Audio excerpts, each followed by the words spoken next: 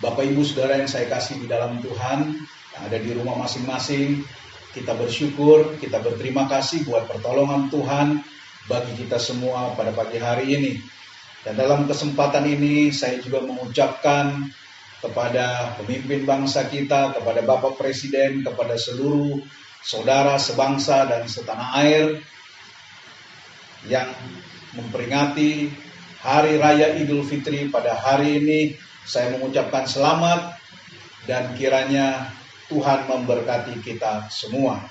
Baik Bapak Ibu Saudara yang saya kasih di dalam Tuhan, firman Allah pada pagi hari ini yaitu tema kita adalah meterai yang ke-6. Mari kita buka Alkitab kita masing-masing.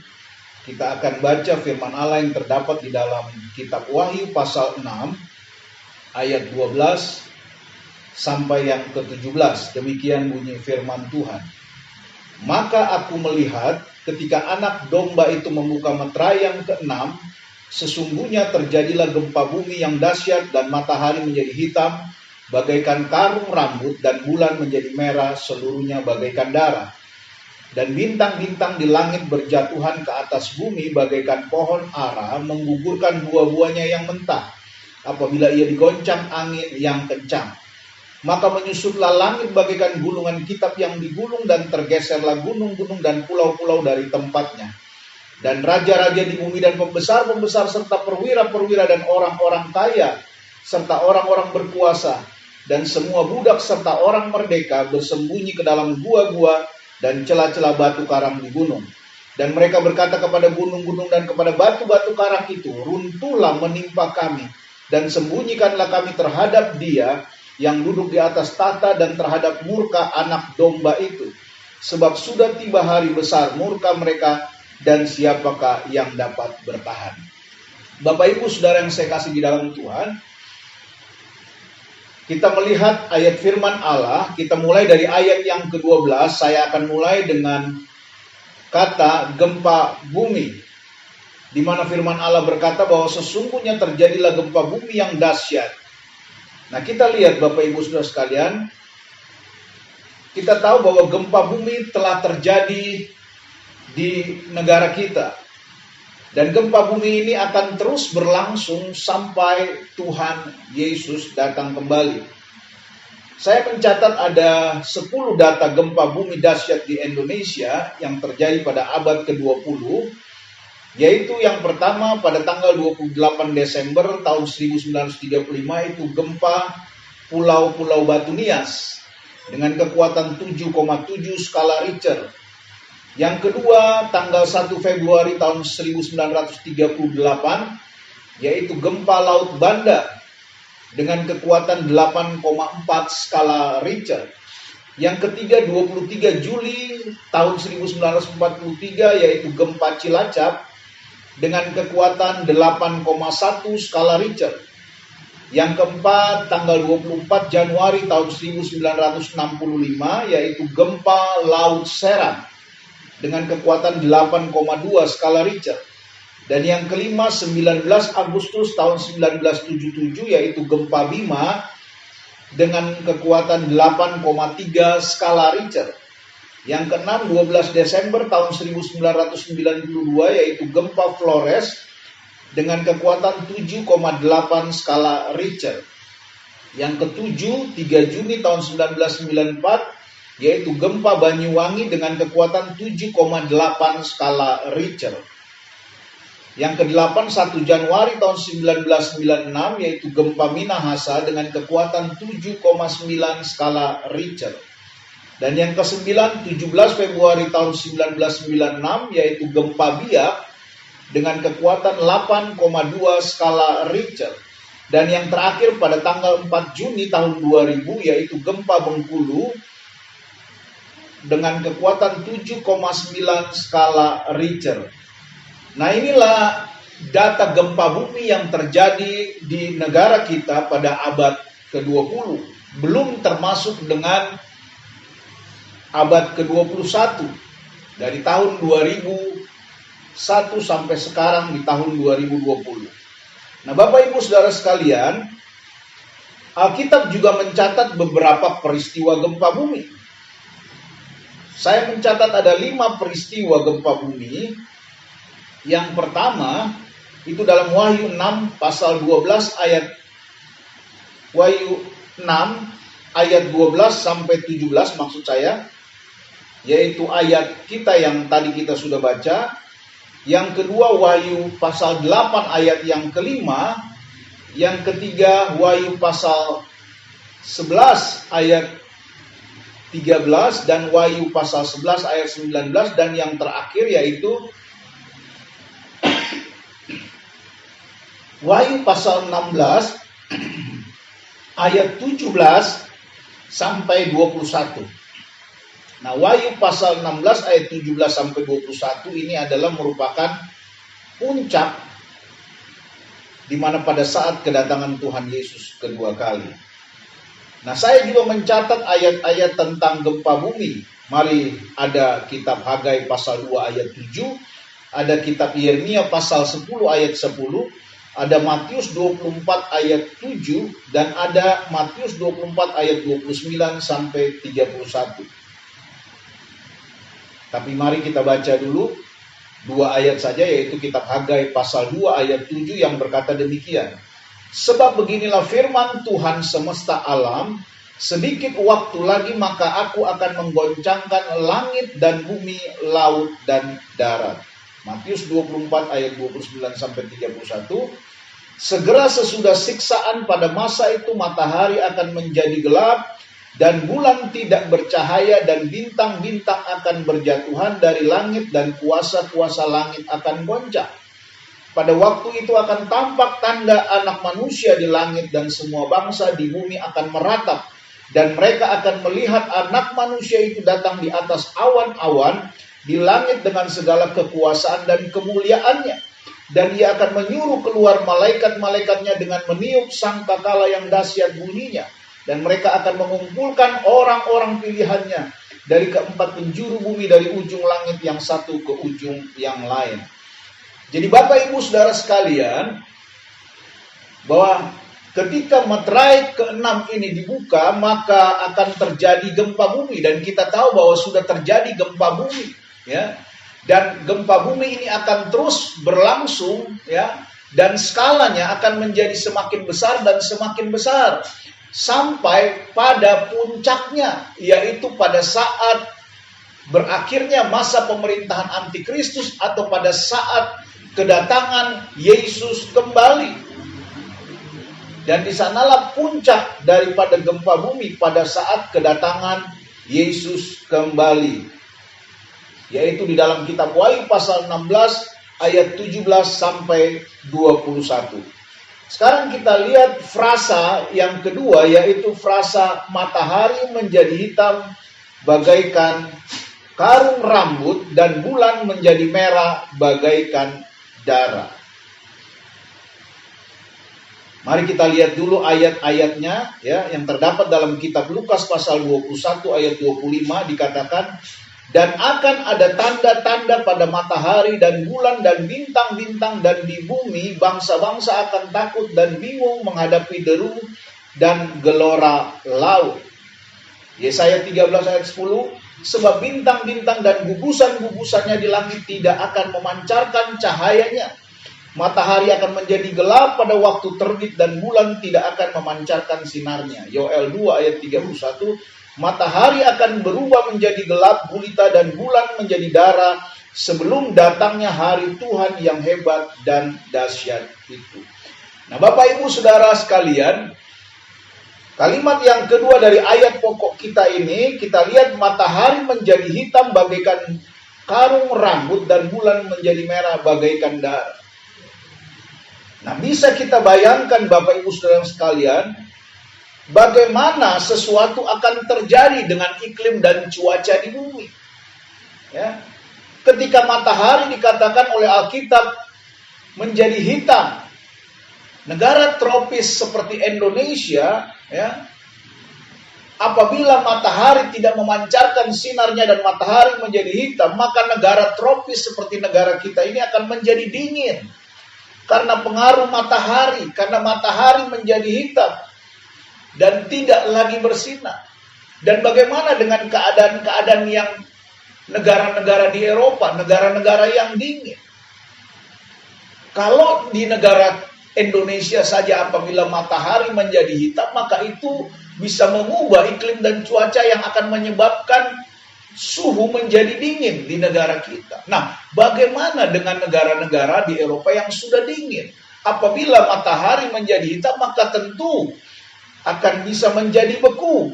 Dan kebekuan ini akan menyebabkan banyak orang yang mati, akan menyebabkan banyak korban.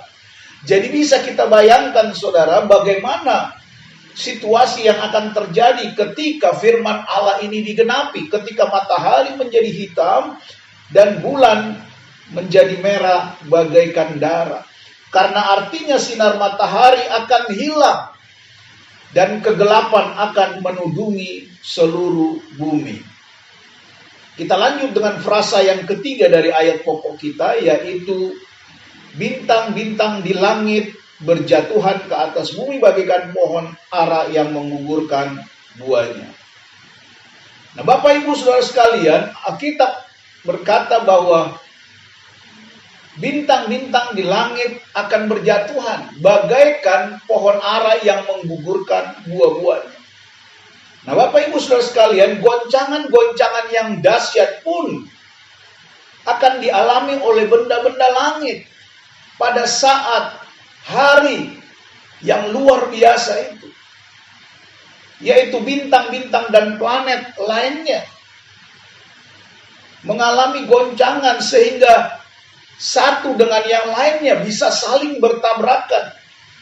Karena apa? Karena tidak lagi menurut garis edar yang benar, karena terjadi goncangan, kata firman Allah, sehingga bintang-bintang di langit berjatuhan yang dapat membuat saling bertabrakan karena tidak lagi menurut garis edar yang benar. Dan pecahan planet sebagian bisa akan menimpa bumi dan bisa menyebabkan kerusakan yang hebat, saudara. Dan kita bisa bayangkan bagaimana kalau hal itu terjadi. Terjadi perubahan yang luar biasa. Mari saudara, saya mengajak kita melihat satu ayat di dalam kitab Wahyu pasal 7 ayat 1-3 yang berkata demikian. Kemudian daripada itu aku melihat 4 malaikat berdiri pada keempat penjuru bumi, dan mereka menahan keempat angin bumi, supaya jangan ada angin bertiup di darat atau di laut atau di pohon-pohon. Dan aku melihat seorang malaikat muncul dari tempat matahari terbit. Ia membawa meterai Allah yang hidup, dan ia berseru dengan suara nyaring kepada keempat malaikat yang ditugaskan untuk merusakkan bumi dan laut. Katanya, janganlah merusakkan bumi atau laut atau pohon-pohon sebelum kami memeteraikan hamba-hamba Allah kami pada dahi mereka. Jadi Bapak Ibu Saudara sekalian, bahwa firman Allah berkata dalam ayat pokok kita Wahyu 6 ayat 12-17 dikatakan bahwa bintang-bintang di langit akan berjatuhan ke atas bumi, bagaikan pohon ara yang menggugurkan buah-buahnya mentah apabila ia digoncang angin kencang. Nah, kita lihat di satu sisi ada ayat firman Allah yang berkata bahwa sebelum Allah memeteraikan hamba-hamba Allah, maka diperintahkan kepada malaikat agar jangan merusakkan dulu bumi atau laut atau pohon-pohon. Jadi ada satu kebenaran yang kita lihat, bahwa Allah sangat mengasihi umatnya. Allah sangat mengasihi hamba-hambanya. Allah sangat mengasihi miliknya, umat kepunyaannya.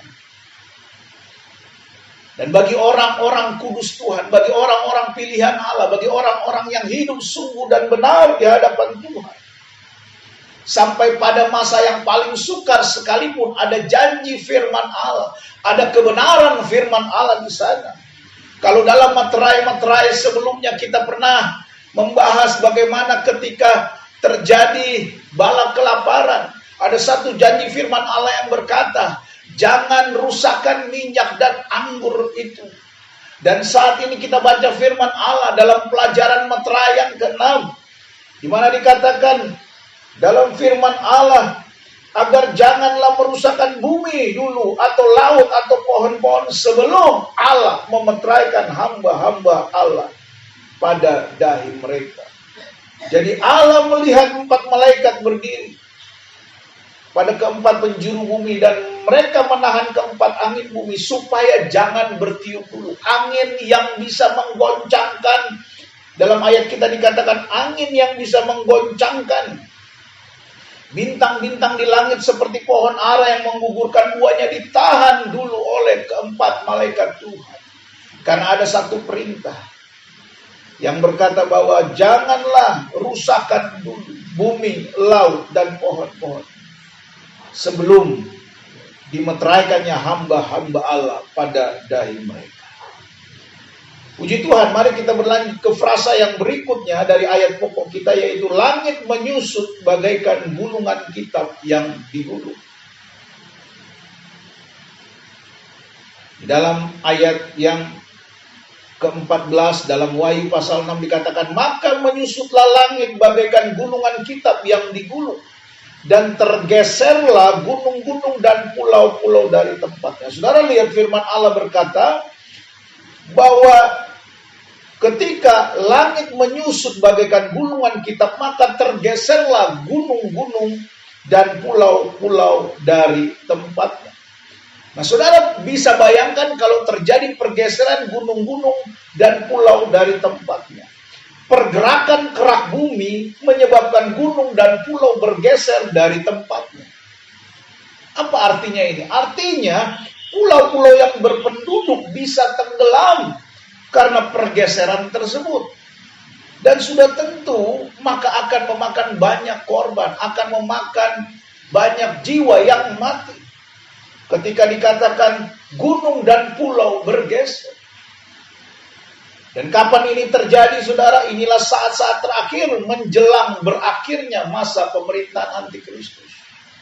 Karena ketika meterai 6 ini dibuka, maka meterai 6 ini akan berlangsung sampai pada masa pemerintahan antikristus atau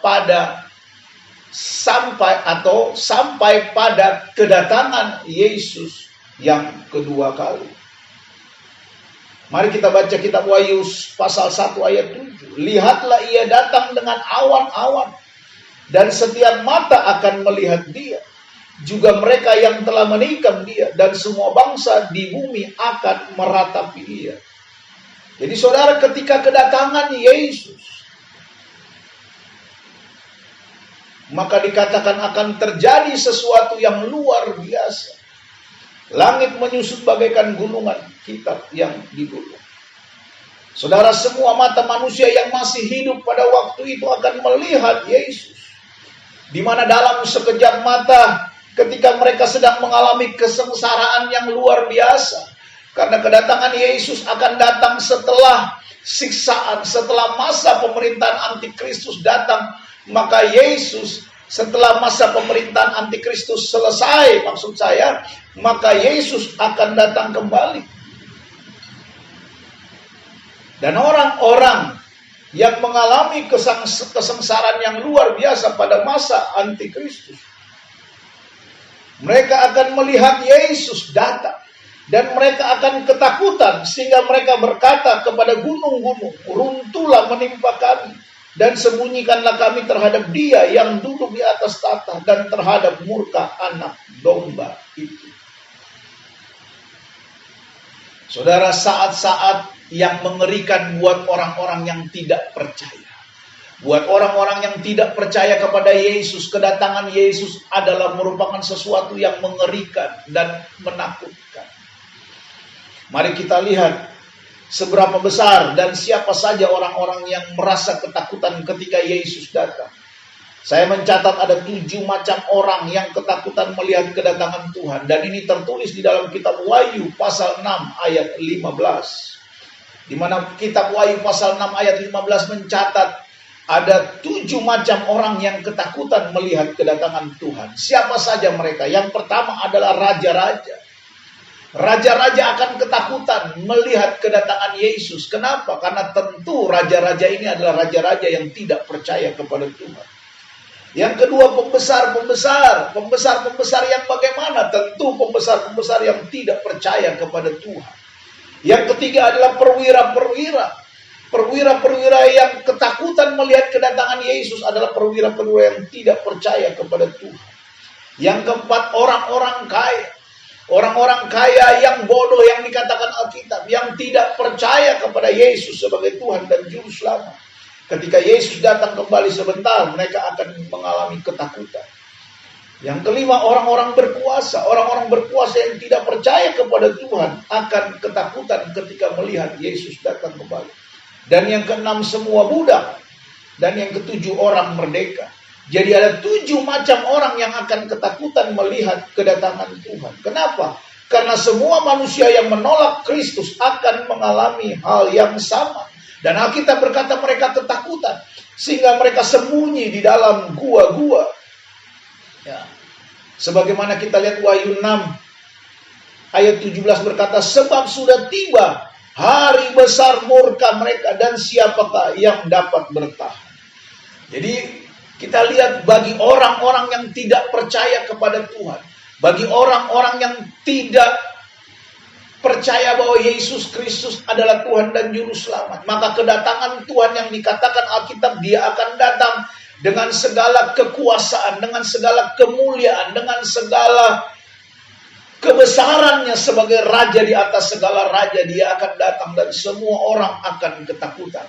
Tetapi Alkitab berkata, bagi orang-orang percaya, bagi orang-orang yang sudah di dalam Tuhan, bagi orang yang hidup sungguh bagi Tuhan, kedatangan Yesus adalah merupakan satu momentum yang ditunggu-tunggu, adalah satu momentum yang kita nanti-nantikan, di mana kita akan bertemu dengan mempelai pria, di mana kita akan bertemu dengan sang kekasih jiwa kita, yaitu Tuhan Yesus Kristus. Dan hari itu adalah hari yang kita nantikan sebagai hamba Tuhan, pelayan Tuhan, sebagai jemaat Tuhan. Hari yang besar itu adalah hari yang kita nantikan, hari yang kita tunggu-tunggu, satu kebahagiaan di mana kita bisa melihat kedatangan Yesus apabila kita diizinkan hidup sampai pada hari yang sudah ditentukan Tuhan tersebut. Nah, Bapak Ibu Saudara sekalian, kita lihat ketakutan dan sengsara luar biasa menimpa orang-orang yang masih hidup ketika itu. Dan gereja Tuhan, orang-orang kudusnya Tuhan, orang-orang percaya, saatnya kita bisa melihat Dia sebagaimana Dia ada. Bagi kita hari itu adalah hari kesukaan. Nah, Bapak Ibu Saudara sekalian, puncak dari meterai ke-6 adalah di mana pada saat kedatangan Yesus kembali ke dalam dunia ini, setelah masa pemerintahan antikristus. Mari kita lihat firman Allah yang terdapat dalam kitab Yesaya pasal 2 ayat 2 dan 3. Yang berkata, akan terjadi pada hari-hari yang terakhir, gunung tempat rumah Tuhan akan berdiri tegak di hulu gunung-gunung dan menjulang tinggi di atas bukit-bukit. Segala bangsa akan berduyun-duyun ke sana. Ayat 3. Dan banyak suku bangsa akan pergi serta berkata, mari kita naik ke gunung Tuhan, ke rumah Allah Yakub, supaya Ia mengajar kita tentang jalan-jalannya, dan supaya kita berjalan menempuhnya. Sebab dari Sion akan keluar pengajaran dan firman Tuhan dari Yerusalem. Puji Tuhan.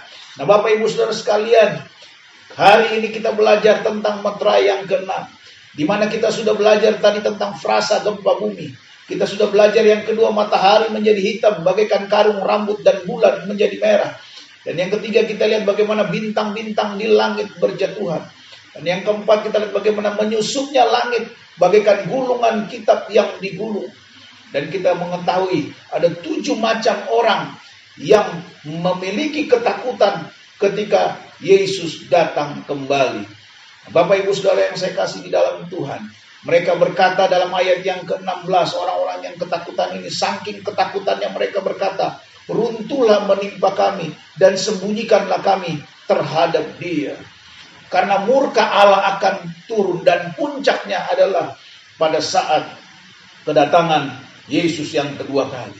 Yang dicatat dalam kitab Wahyu pasal 16 ayat 17 sampai 21. Yaitu pada saat akhir dari masa pemerintahan antikristus, maka Yesus akan datang kembali. Yesus akan datang kembali. Dan Yesus akan menjemput orang-orang yang percaya. Kita diangkat bersama-sama dengan Tuhan, tempat kemuliaan yang Tuhan sudah siapkan. Itu sebabnya Bapak Ibu Saudara sekalian yang saya kasih, jemaat Tuhan yang saya kasih di dalam Tuhan, kita sudah berada di penghujung daripada akhir zaman. Mari kita hidup sungguh-sungguh. Mari kita hidup kudus di hadapan Tuhan. Karena di dalam kesulitan, kesukaran, masalah apapun selalu ada janji firman Tuhan. Bahkan kita sudah belajar pada meterai sebelumnya, di mana sebelum masuk masa pemerintahan antikristus 3,5 tahun aniaya, gereja Tuhan yang sempurna, gereja Tuhan yang penuh dengan Roh Kudus, 5 anak darah yang bijaksana kata firman Allah, maka mereka akan disingkirkan. Calon mempelai Kristus, yaitu wanitanya Kristus, gereja Tuhan yang sempurna, akan disingkirkan terlebih dahulu kepada mulut selama 3,5 tahun. Dan kita lihat bagaimana penyertaan pemeliharaan Allah. Bahkan pada pada pagi hari ini pun, pada meterai yang ke-6 kita boleh belajar. Kita lihat bagaimana janji-janji Allah boleh ada dalam firman Allah. Bahkan ketika dikatakan bahwa sebelum Allah menghukum bumi, dikatakan bahwa ia berseru kepada 4 malaikat yang ditugaskan. Jadi ada 4 malaikat yang ditugaskan Allah untuk merusak bumi dan laut dan seisinya. Tetapi sebelum mereka merusak bumi dan laut, ada perintah Allah. Dikatakan bahwa janganlah merusakkan bumi atau laut atau pohon-pohon sebelum dimeteraikannya hamba-hamba Allah pada dahi mereka. Allah mengenal setiap miliknya. Allah mengenal setiap umat kepunyaannya. Dan Allah mengenal umat-umat ketebusannya. Itu sebabnya Bapak Ibu Saudara sekalian, marilah kita hidup sungguh. Marilah kita hidup benar di hadapan Tuhan. Kalau ada hal-hal yang salah dalam kehidupan kita, mari kita tinggalkan. Mari kita berubah hidup kita. Mari kita hidup sungguh. Kita berubah, bertobat, hidup sungguh di dalam Tuhan. Lakukan kebenaran firman Allah dan jadilah pelaku firman. Hidup di dalam kebenaran firman Allah. Bukan lagi kita hidup berdasarkan sekedar pemikiran dan kehendak kita. Tapi mari kita lakukan apa yang menjadi kehendak Allah. Karena tidak segalanya apa yang kita pikirkan baik atau apa yang menurut kehendak kita itu baik. Itu juga merupakan sesuatu yang berkenan kepada Tuhan. Tetapi mari belajar biar kita melakukan segala sesuatu sesuai dengan pikiran dan kehendak daripada Allah. Mari kita hidup sesuai dengan firman Allah. Mari kita hidup sungguh sesuai dengan firman Allah. Nah, Bapak Ibu Saudara sekalian, kita sudah belajar pada pagi hari ini, yaitu meterai yang ke-6. Dan minggu depan, minggu depan tepatnya pada hari Pentakosta, hari yang ke-50. Karena beberapa waktu yang lalu pada tanggal 21 Mei kita peringati hari kenaikan Yesus Kristus ke sorga. Dan setelah itu adalah hari ketuangan, peringatan hari ketuangan Roh Kudus selama 10 hari. Dan minggu depan pada tanggal 31 Mei kita genap berada pada hari yang ke-50, yaitu hari Pentakosta. Di mana hari puncak ketuangan Roh Kudus kepada murid-murid di kamar loteng Yerusalem.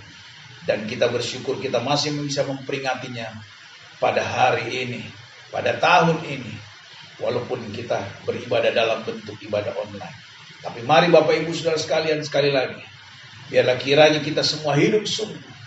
Mari jemaat Tuhan, biar kiranya kita semua yang sudah dipenuhkan oleh kuasa Roh Kudus, biar terus tetap dipenuhkan, melimpah di dalam kehidupan kita.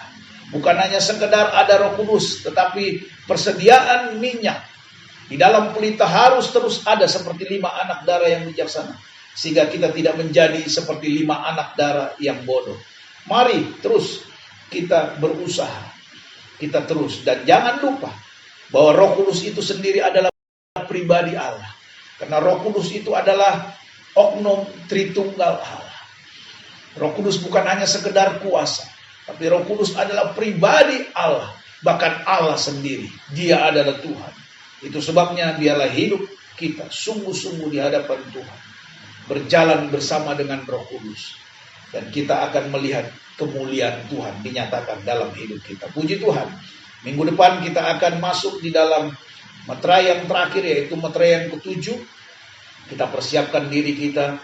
Dan biarlah kiranya Tuhan Yesus memberkati kita semua. Mari kita tundukkan kepala.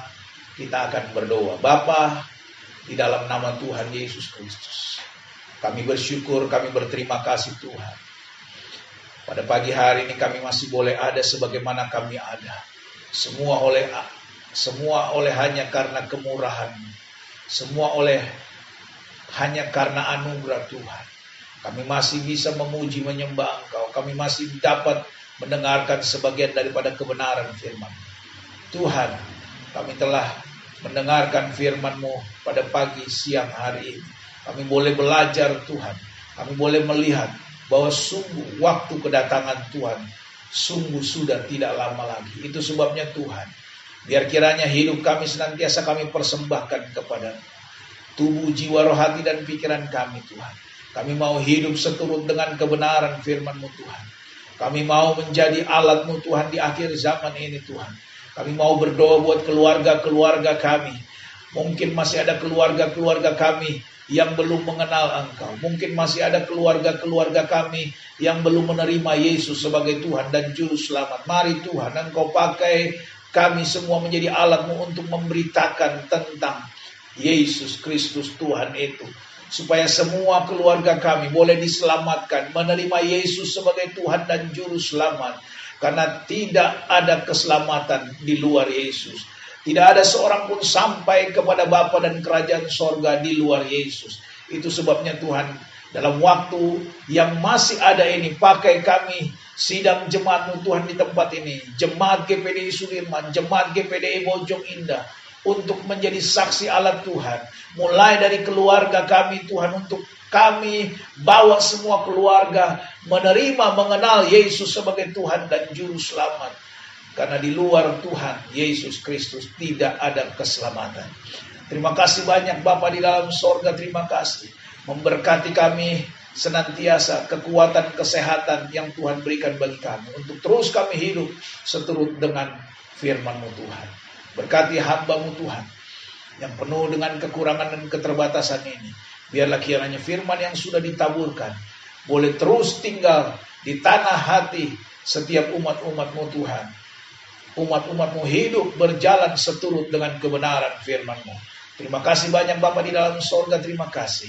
Kami akhiri pemberitaan firman Allah pada pagi hari hingga siang hari ini. Bila berkat nama Tuhan Yesus Kristus Tuhan dan Juru Selamat kami sudah berdoa dan mengucap syukur. Haleluya, haleluya. Amin.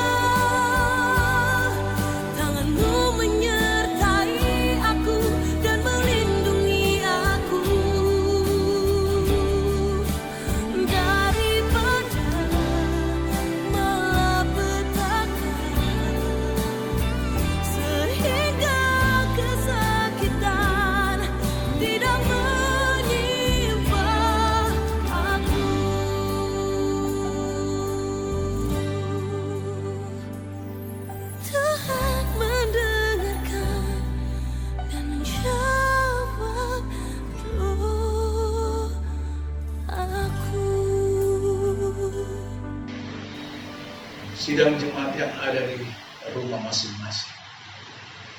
Mari kita berdoa pada pagi hingga siang hari. Kita bersyukur kepada Tuhan. Kita masih ada untuk kita dapat memuji menyembah Dia. Kita masih ada untuk kita mendengarkan kebenaran firman Allah. Walau dalam bentuk ibadah secara online. Tapi Roh Kudus tetap hadir dimanapun kita berada. Roh Kudus tetap hadir, baik hamba-Mu yang ada di tempat ini, maupun seluruh sidang jemaat Tuhan yang ada di rumah masing-masing. Terima kasih banyak Bapa di dalam sorga, terima kasih buat ibadah pada pagi hingga siang hari ini Tuhan.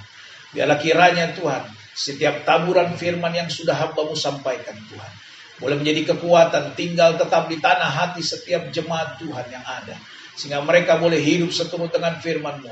Mereka boleh berjalan sesuai dengan firman-Mu. Dan mereka boleh hidup Tuhan sesuai dengan kebenaran firman-Mu. Terima kasih banyak Bapa yang ada di dalam sorga, terima kasih. Pada siang hari ini Tuhan hamba berdoa secara khusus untuk seluruh jemaat GPD Sudirman dan seluruh jemaat GPD Bojong Indah yang hamba-Mu kasihi Tuhan. Mulai dari anak-anak sekolah minggu, bayi-bayi Tuhan, sampai yang tertua opa dan oma. Hamba serahkan semua mereka ke dalam tangan-Mu Tuhan. Tubuh, jiwa, roh, hati, dan pikiran mereka hamba serahkan ke dalam tangan-Mu. Biarlah kiranya Tuhan sendiri yang menjadi jaminan dalam setiap kehidupan umat-umat-Mu.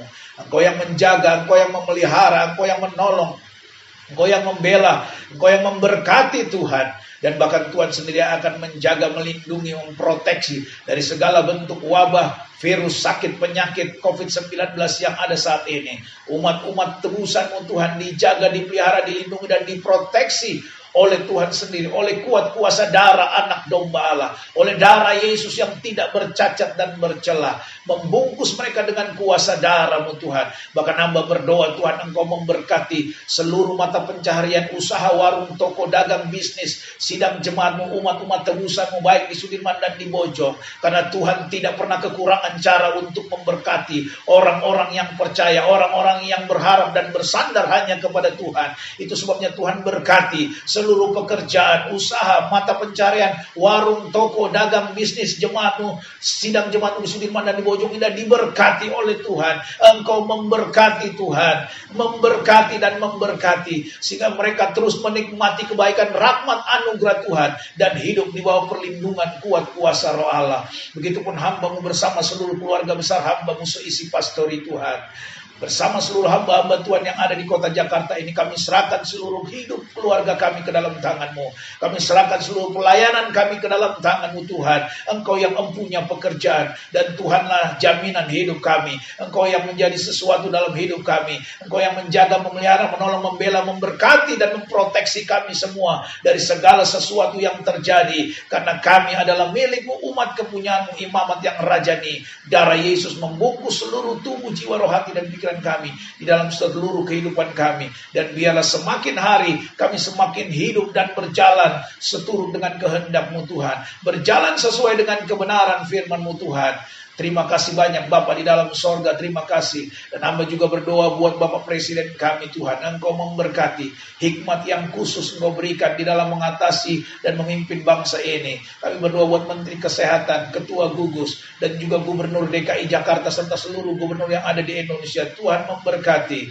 Biarlah kiranya hikmat, kekuatan daripada Tuhan Engkau berikan, sehingga mereka boleh bergandengan tangan untuk menyelesaikan setiap persoalan bangsa dan negara ini Tuhan. Sehingga Tuhan, kami percaya hanya karena pertolongan Tuhan, bangsa Indonesia akan terlepas dari segala bentuk wabah COVID-19, dan Engkau yang akan melalukan Tuhan seluruh wabah ini. Terlebih utama kota Jakarta, kami percaya lawatan Tuhan terjadi atas kota ini, di mana di dalamnya hamba-hamba-Mu, jemaat-Mu, umat-umat-Mu berseru dan berdoa kepada Tuhan.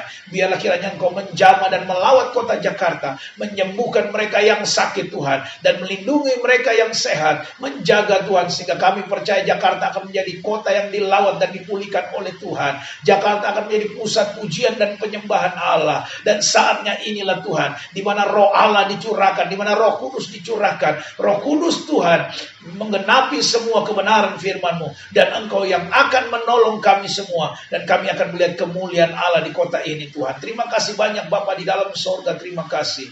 Berkati seluruh rangkaian ibadah kami mulai dari awal, pertengahan sampai tamatnya. Dan Engkau juga yang memberkati seluruh kami pada pagi siang hari ini, baik hamba-Mu yang ada di tempat ini dan seluruh sidang jemaat Tuhan GPD Sudirman dan GPD Bojong Indah yang ada di rumah masing-masing. Tuhan memberkati. Terima kasih banyak Bapa di dalam sorga, terima kasih.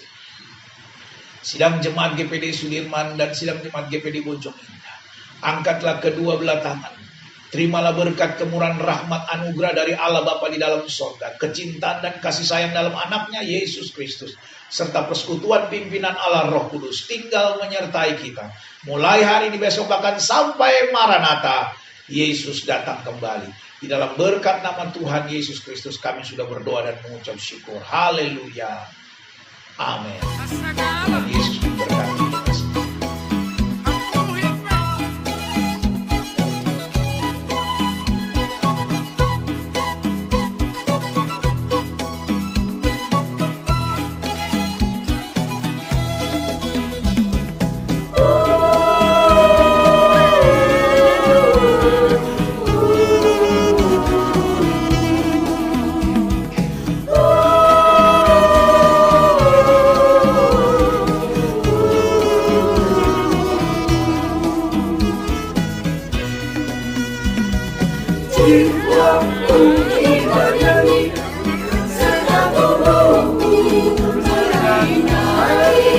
Oh,